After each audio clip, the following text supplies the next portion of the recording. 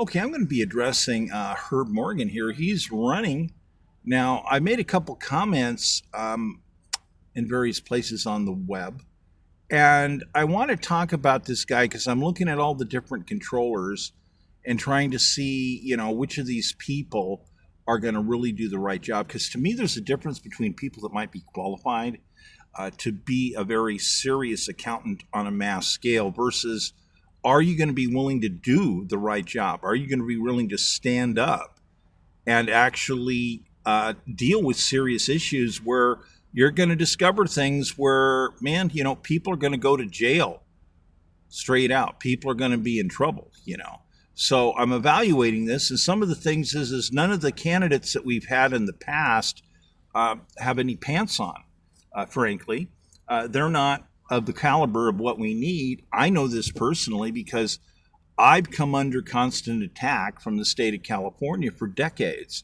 I'm very familiar with their tactics.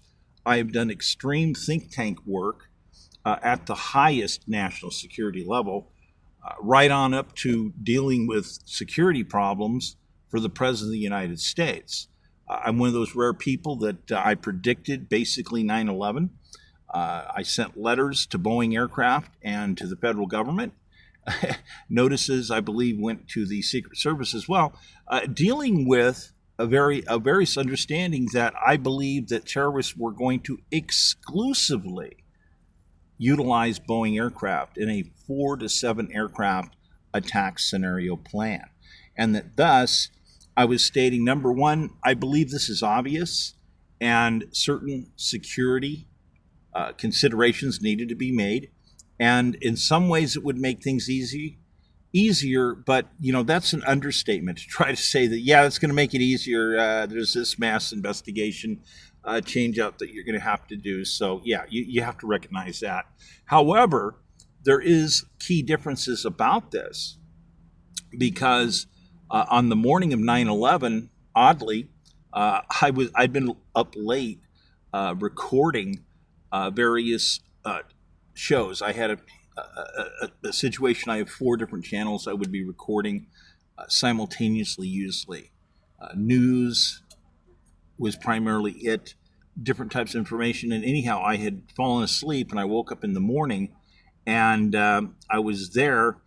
And I immediately had to turn on one of the recorders because I looked over. It was a Good Morning America. And in the background, they had New York Twin Towers right there. And bam, first plane hits. I'm sitting there looking at that and I go, wow. And I immediately turned on the recorders and I looked at this, and after a few moments I did the assessment. I called up my dad right away. He worked for Boeing. He was an investigator. And when I was telling him about the predicted scenario, and I says, these people are writing in blood, and it's a terrorist attack. And he says, are you sure? He turned it on and he's looking. He says, you're telling me that's a plane? And they replayed it. And the amazing thing was, they didn't realize at first. They kept going on talking before somebody had to tell them, hey, look behind you. Our coverage of the city has the Twin Towers hit by a plane. It's on fire. And they turn around and they look and they go, oh, wow. And then all of a sudden that became the number one item that morning. And they ended up replaying the tapes. And then here comes the second plane in. Boom. And my dad says, oh, I got to get on the phone. I got to go. So he had to go and immediately get on the line with Boeing. And I had calls to make. I had a lot of people I talked to that morning. I ended up talking to, I'll tell you, I was on the line at the Pentagon when the team I was with began screaming.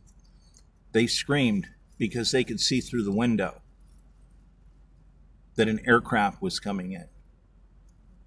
So the last words of those people's lives are just stuck in my head, and these are powerful moments.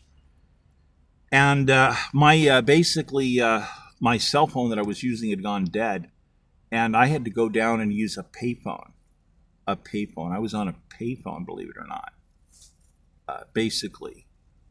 dealing with stuff. And it was just, because I had more people I had to call. And then I had to end up getting in the situation. I'm calling the Secret Service. I have to tell them the rest, tell them, by the way, there's more to the scenario. There's, you have 2 Stinger missile teams that are planning to lay in wait and down the president's aircraft, most likely from behind as it takes off. And, and they're like, how do you come to that? And I says, look, I wrote a piece on it, and I was online at the Pentagon, and these people, these people screamed, the line goes dead. They found it. They found my letter. When I was at the Pentagon, they looked for it, and they actually found the letter. They actually found, says, we found it. And the guy says, this is it. This is it. Keep this guy. Keep this guy. So at that moment, I was the analyst on board. It's a bit of an emotional moment to still remember because those people died and there's a story to it.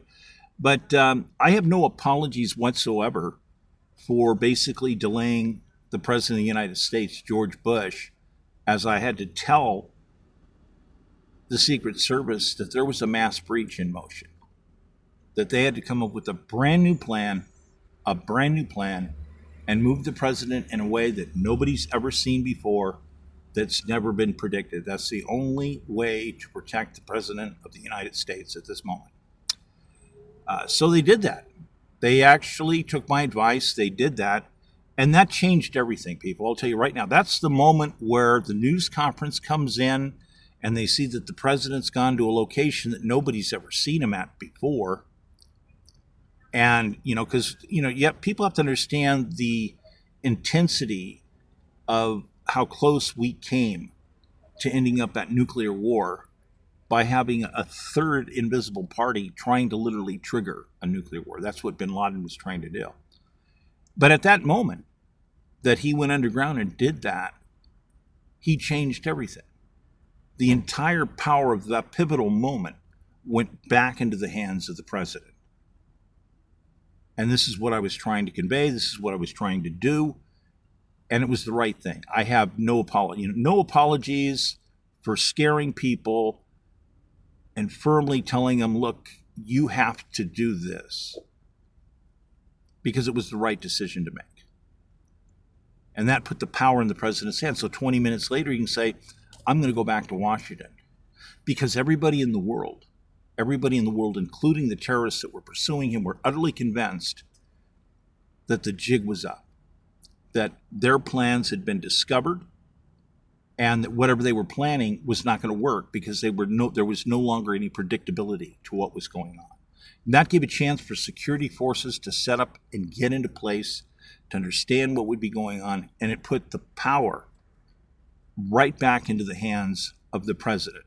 And that's exactly what he did. He made exactly the right decisions. He stood up, he made the right decisions, and he took control in a firm way and immediately went back to Washington. And at that, there was nothing more I could do at that point. Now, keep in mind, they found those 2 Stinger missile teams. These people confessed. These people ended up in Guantanamo. They ditched one of the missiles and one of them was captured. Now, that kind of think tank work and analytic work, that's way up there, folks. That's way up there, to understand and read through fragments and understand what people are thinking and what they're planning and what they're actually going to do. And we were really lucky because initially they wanted to have 30 different teams. 30. They wanted to do 30 different aircraft. And they wanted to do more teams on everything, and it scaled down. So, but we saw what we saw is because a lot of people they had people they paid to go into the country that came on the mission and then decided, no, we're not going to do this. We've changed our mind. No joke there. Anyhow, just, giving a base idea here. So I want to talk more about Herb right here because Mr. Morgan, I believe, has ideas that indicate to me that he is willing to work with key information and work forward with it, respective to being committed as to doing something. as to actually handling problems with California, dealing with its corruption, I think that he could handle it. See, I know that, my situation, filing certain federal rights for panel rights and investigations rights, and I gave notice to California, it's really deep. I end up in an articles violation. An entire archive, 34 vehicles destroyed. The state owes me more than $6 billion. Started with it started not just with the COVID stay at home and shut down orders. It went way beyond that. The Julie Sue fraud thing. She takes everybody's name. She goes to Washington. Congress had authorized money. She collects it. She comes back. She divides it up into separate accounts and then blacklist.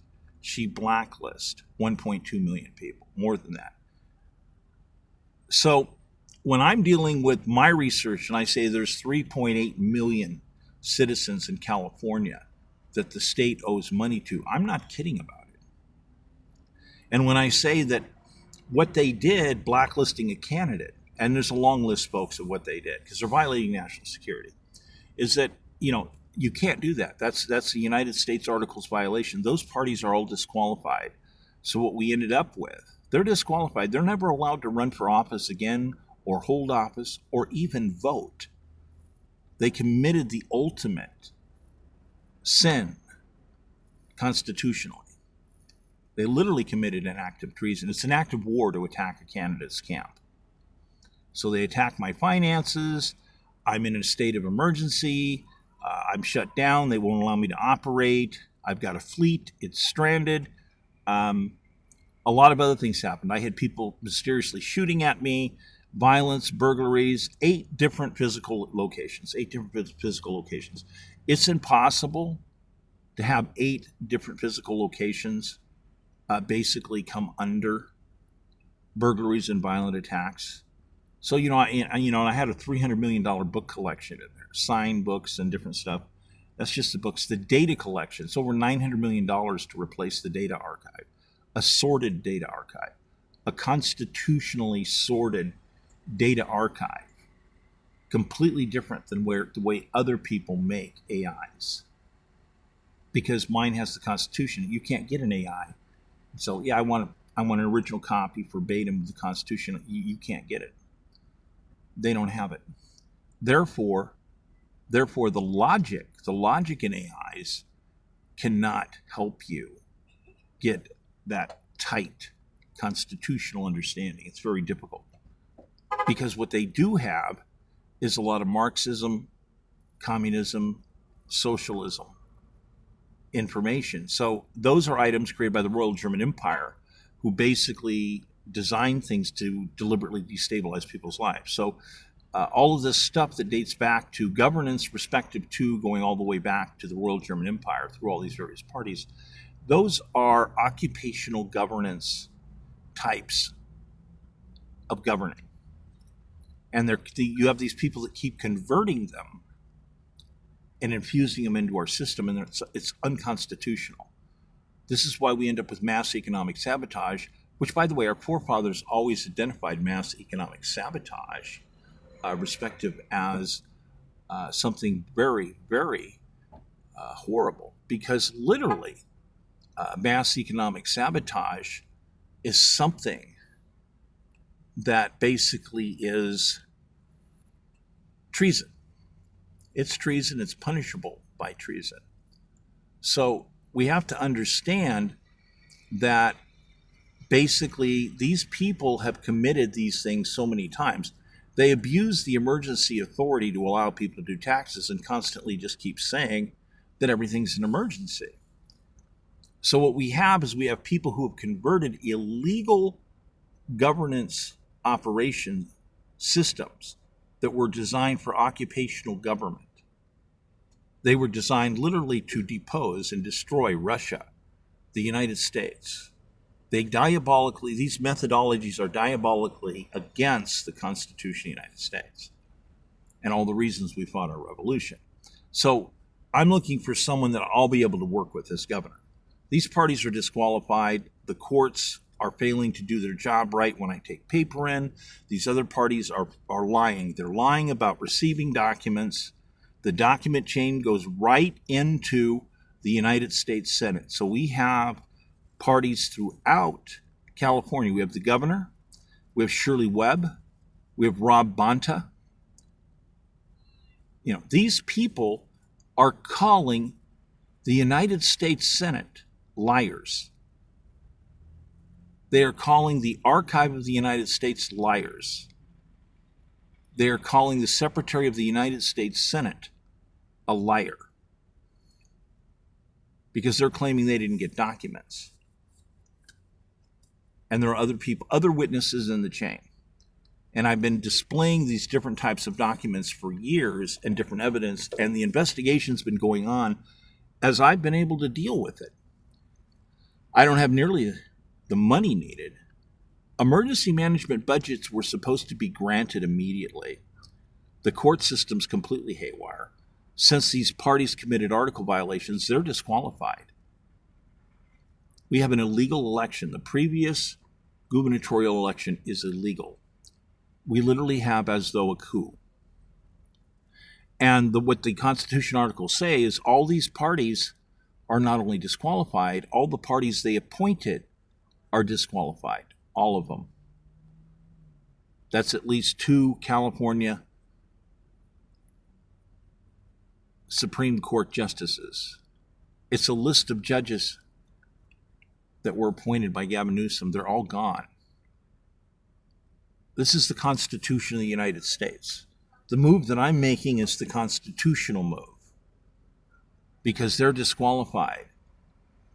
The Constitution says once I observe people that are violating the Constitution at these levels, I'm witnessing people committing treason, I'm not allowed to withdraw. I cannot withdraw. I must see these items through, these charges through. This is the law. So the massive damage and the massive things that I've investigated that deal with what these people have done, I'm going to tell you right now, this is not my first rodeo. I've been dealing with corruption. As a nonprofit omnibus, I deal with a vast diversity of archival information, a vast diversity of styles of research, and some of it is classified. But I also have evidence and research respective to civil rights violations. So we have, in my view, clearly, repeatedly, massively, we have genocide going on in California. We have people who created a false machine, and they are utilizing the concept of homelessness as it is as a carrot for them to commit mass fraud. We're talking crimes that are far larger than what most people would label them as. Literally, we're talking about mass economic sabotage. Again, that determination was defined by our forefathers, but very few people understand American history at that level. They don't understand the original Stewart's rights, the original gun rights, how you would hand over a list of the people in your militia to basically a representative, and they would outfit your new people with firearms. That's always been the deal of the agreement. And as stewards, you're allowed to declare panels. You can run courts. There's ways to do these things. You have to follow certain criteria. In other words, you just can't do certain things. There's been various, I could tell you like 7 different updates that Congress made respective to running militias running courts. And some people don't understand it. So when you have invasion, insurrection, and rebellion all occurring at the same time, both political parties are using these terms, both of them, right in the United States Congress. This is an identified situation. So when I, as a candidate, am confronted by this, I have additional rights, additional panel rights, additional authority. The authority to run not only panels and create boards, but to run trials, to create courts and run trials. Now, I'm supposed to first try to see if I can get some remedies going, but there's a criteria. The criteria deals with the 6-week total period of adjustment. But in the event that everything doesn't get fixed in 6 weeks, there's no statute of limitations. However, if all the items do not get repaired in 6 weeks, the election is not allowed to continue. This is very important for people to understand. The election cannot be allowed to continue because the 6-week compensation period was ignored by the state of California. And out of the 6-week compensation period, in 3 weeks, the candidate is supposed to be compensated. If you can imagine, my version, my Watergate is not just one office, it's a fleet of 34 vehicles. We're talking mobile archives with Wi-Fi. One of them was outfitted to have a 2-mile range. 2 miles. So 3 weeks to totally compensate me to get my tools back so that I, as a candidate, could run my campaign the way I wanted to run it. And they would not adhere to the constitutional regulations. So the other 3 weeks is for additional time for me to compensate, to be able to stand up properly and run for office. But instead, I have people shooting at me. I have drive-byers coming by and shooting at me. I'm stuck in a huge RICO situation. I've been posting massive amounts of violent images respective to real images, real people committing violence. I have 4 companies that have confessed. When you have Elon Musk's office send you notices and say, the Biden administration has sent us notice that they're spying on you and they want us to turn all this stuff over, and you read through all this stuff and you interpret the algorithmic adjustments as basically blacklisting, that's rigging elections, people. You cannot do algorithmic isolation. That's basically electronic kidnapping. And they're doing it on people all over the state. We do not have a free and fair election, and that has to be restored. It must be restored. So as I'm looking at Herb here, he'd probably end up hating my guts running in there as governor because I'm going to run him ragged. I'm going to run more stuff through his brain than anybody. This guy's going to be driven harder. Herb, I'm telling you right now, you'll be driven harder than anybody else. We're going to go into mass modeling. We're going to go into, there's going to be carte blanche on setting this up, Herb. And you have a crucial role. You'll have a crucial role, because we're going to be doing economic criminology on a level that's mind-boggling. And I'm not going to be a nice guy about a lot of stuff, because when I see article violations and mass economic sabotage, those are acts of treason. There's a list of items that are acts of treason. I have more than 3 million charges right now. So my investigations have been mostly specific to certain things occurring. My security situation, I can't hire enough security people. I need to be hiring. I keep getting shot at. The President of the United States, Donald Trump says, hey, it's kind of interesting. People that are doing hard and good work end up having nutcases, end up having violence focused at them. This is the truth, people. This is the truth. And there's a reason for it. Because many of these people, the new system that I'm setting up to do, they had to destroy the archive. I'd been involved in research for decades to help people with civil rights investigations and make sure they could get to attorneys if possible. So Los Angeles at one time, basically I was helping a collection of cases where Los Angeles owed people more than $13 billion. And many of these cases have continued on. You would not believe what ended up happening. I've talked about some of these things of how they've changed and how other people finally won points in court that changed the whole situation. So coming up with the answers of how to pay the bills on this and the new creativity, I've come up with a way to do it. I've come up with a way to basically reinvent max production and reinvent $3.4 trillion simply by using the original constitutional contract items. And the contract items there are, we are guaranteed unlimited access to the United States Treasury for the purpose of new construction. This is building, it's listed, building homes and stuff. So people have no idea where this stuff is, where these original historical contracts are, and why they are part of the agreement that isn't in exactly in the Constitution spelled out the way you think it is. but the Constitution has to guarantor, it has to be the guarantor of those contracts. That was part of the negotiation, is all these guys were in the same room. It's crucially important to understand. So, so when I'm looking at Herb here, I'm thinking about a lot of stuff here. So he has various materials that sound quite interesting, and I'm going to run them ragged. I'm looking at, I just don't see at the moment, we can't continue with who we've had before. They have completely denied. They're doing nothing. Julie Su commits treason, mass blacklisting, election rigging. You can't blacklist 1.2 million people, steal their money, and start giving it to people who aren't even citizens. That's got so many questions into, we need to do long interrogations of Julie Su to understand exactly what was your demographic reasoning here. Were you trying to re-engineer the voters in California? How are you participating in insurrection and rebellion here, Julie? We have a lot more questions to ask, because she fell from grace. She would not communicate with business leaders. She wouldn't communicate with me. She blatantly admitted in front of the United States Senate that she was only communicating with unions. The current head of Homeland Security knows this. He was present asking her questions. We're talking about things that were pretty much proven beyond a shadow of a doubt. She was in violation of continuity of government, continuity of elections, and basic continuity of communications.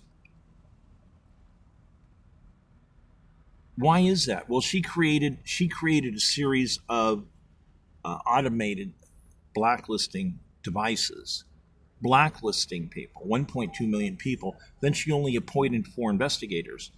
4 investigators. Herb, what do you think about that? 4 investigators to process 1.2 million people. I did a little math on that. That's like at least 10 years, isn't it, of labor to properly process those type of claims? I mean, not kidding here. Unless you're just going to do the big brushstroke and say this is blatantly obvious, just click. Let's figure out. Let's get a program in here, turn it into a flash switch, and get these people all covered. Just send them, boom. Because you can go through it and do an automatic approval and go through all their information and then just mail them. In the state of an emergency, when you have an emergency, the idea of an emergency is to get people compensation as fast as possible, not to create a conundrum. These people have been very good at creating very good conundrums, and that's why we need the type of software that I've been working on for decades designing. I knew where automation, robotics, and AI were going more than 25 years ago. I wrote about it. The first time I announced running for president in 2005, I wanted to run mass economic modeling software where we were going to fund the system with $4 to $6 billion per year, 4 years in a row. And people laughed at me. They laughed at me. Now the Chinese are spending like $187 billion a year on mass economic modeling software. So Herb, I hope you're not going to hate me, because I'm going to work you like nobody's ever worked you before, and I look forward to meeting and talking with you sometime. But I know you're completely busy with your campaign. You're very busy. I'm very busy. I don't have enough time to do decent ads, enough money and time to do the decent ad setups right now, and I have to deal with algorithmic blacklisting that the state of California is still using. There's no statute of limitations on these people because they ignored it. Because they ignored it, you know what happens? Well, the rules and the laws change. Because now we go from people who had a chance. They go from the beginning of having a chance to cooperate and explain what went wrong to they're blatantly ignoring the situation. Oh, now it's obvious that they're not only ignoring it, but they're not ignoring it. Again, when I get another notice from Elon Musk's office that the state of California has done the same thing that the Biden administration is doing, they're spying on me. They're spying on me, but they're claiming and they're telling the United States Senate that they're liars. Can you believe this? Can you believe this? So as time goes on, what happens is all this evidence keeps accumulating. The investigations, the more communications, the requests for these people to cooperate, they don't want to do it. This ends up moving the whole situation forward. We're now in treason territory. Many of these people have overlapping treason charges, like 7 of them. It's not a game, people. This is not a game, So, and these people are desperate. They're going to remove the letter S from the word arms, when at any given time someone can declare militia and go down, we have the need. We have 40 or 80 members. We need to buy 40 or 80 guns right now. We got 200 members or 300 members. There's no such thing as saying it's one. Don't be ridiculous. Because the obvious history, 1812 war, Congress decided temporarily to stop grenade and bomb sales to, northeastern Indians that were in the category where they felt they were sympathetic to the British. But Americans, normal citizens, could buy grenades and bombs and other munitions. There's all these references I could pull out that are historical that people have no idea. They're continued practices.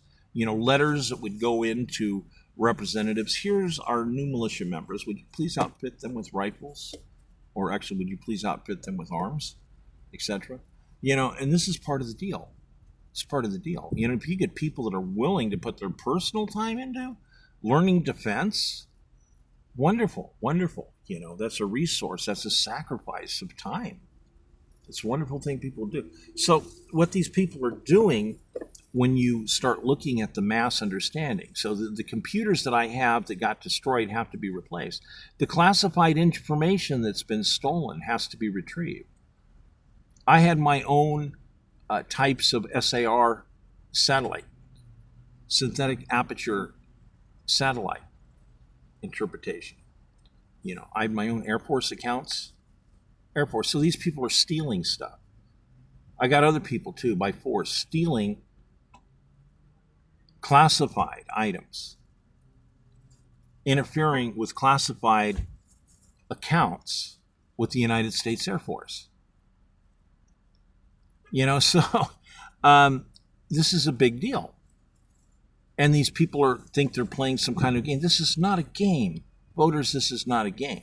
And you people being forced into false narratives, we have to do something. Now, my plan is to do 4 emergency elections with extensive questionnaires and disclosures to see how many voters knew about certain things, to see how many voters were trapped into false narratives, to see how many voters are victims. Every voter gets a chance to say, I feel I'm a victim, and I feel the state owes me this much money. And a whole line of very, very practical, pertinent questions and some disclosure. And I've got too much. The time's going on. I don't have enough time to go into the other huge court losses, the massive number of court losses where the United States Supreme Court overturned, or certain federal courts overturned California, because they're in massive types of constitutional violations repeatedly. This is way more than just a pattern. They're way, way past filing frivolous lawsuits. These people are deliberately conspiring to remove books and materials from the Constitution of the United States. That's treason. That is treason. And we don't have people that are brave enough. I've talked to too many people, I'll tell you, over the years, prosecutors and whatnot. They're afraid for their family, their friends, their career. They're scared to death of California. And officers have conveyed to me, look, here's this policy right here. They're ordering us not to do it. Look, right here. They're tying their hand. They're afraid for their retirement. So I have plenty of people that are willing to turn state's evidence to me in my panel, in my court. So I have to get sanity from courts when I'm delivering documents. See, these courts have to stop calling the United States Senate liars when documents are getting delivered to them, and understand The United States covers all cost. We're involved in an invasion, insurrection, and rebellion. No fees are necessary. The United States guarantees all cost, and every judge is supposed to know this. Every judge. They're not supposed to lie about notifications. They're not supposed to coerce people and say, you have to drop the criminal charges and turn this into an ADR. No, I don't, and I can't. It's unconstitutional. I can't do that. You know I can't do that. Oh, we refuse to handle the case. That's not constitutional. So, voters, Herb, there's big problems. They have to get sorted out. My move here is I'm making panels, I'm making boards, people are going to go on them, but you can't be somebody committing felonies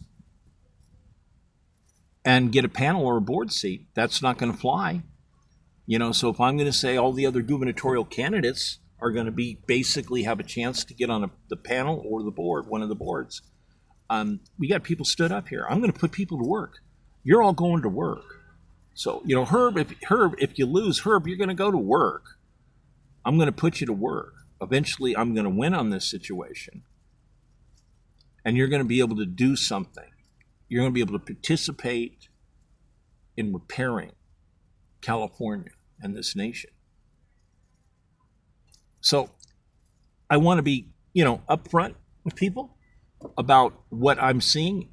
And I've conveyed certain pieces of information. There's a lot more, but time's going on and everyone has a limited amount of time. And we're coming up on 37 minutes. So I'm going to end this, but I'm telling you there's way, way more that we need to cover right now. Because we have a coup situation that occurred in the last gubernatorial election. We have to address it immediately. We have genocide all over the state. We have this huge conundrum that was invented involving mass economic sabotage. We have to straighten it out. And only the designs of the mass software criminology systems that I'm designing are going to work. And the only way they're going to happen is if people work with me. And there's certain people that they're crucial. Their areas are crucial to getting this done because it's going to be experts running this, and Herb's going to be one of those type of people. Hey, so this is just one of those things. So panel seats are going to pay $500,000 a year. Board seats are going to pay I believe $200,000. So we're looking at a situation where people who have stood up and says they want to fix California, well, you're included. We're going to get this job done. We had a coup occur in the last election. We do not have a valid election. The articles of the Constitution have been violated by the regime of California. I have more than 187 people that are going to end up getting prosecuted.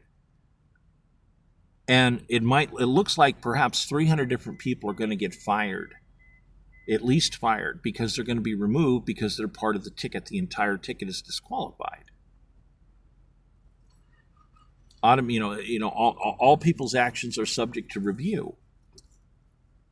All appointments are disqualified because of what Gavin did. They're toast. That means all these judges are going to get removed and different judges have to be put in place. This is the single largest corrective measure, and, well, it's mandatory. It literally is the Constitution of the United States. And I ask people to stand with me and side with me, regardless of political party, to protect the Constitution and articles of the United States. My name's Michael Crosby, and yes, I'm also a continuing candidate for governor.